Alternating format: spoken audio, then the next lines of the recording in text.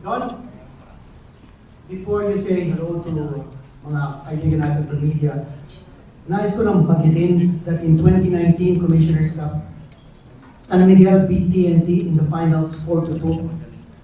Don, ang team mo nun, TNT. Ano ba nangyari? At yung transition mo going to San Miguel, how have you embraced this new role?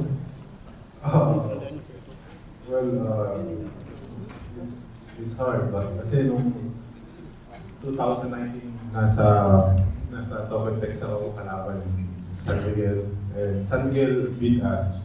Now, nasa San Miguel naman ako. Sana San Miguel ulit ang manalo. But you know, Tokentex is a great organization, well coached, and great player. So I think it's going to be a good series. And sana abutin lang ng 4 games, 4-0 San Miguel. Thank you. Salamat sa prediction mo, 4-0 San Miguel.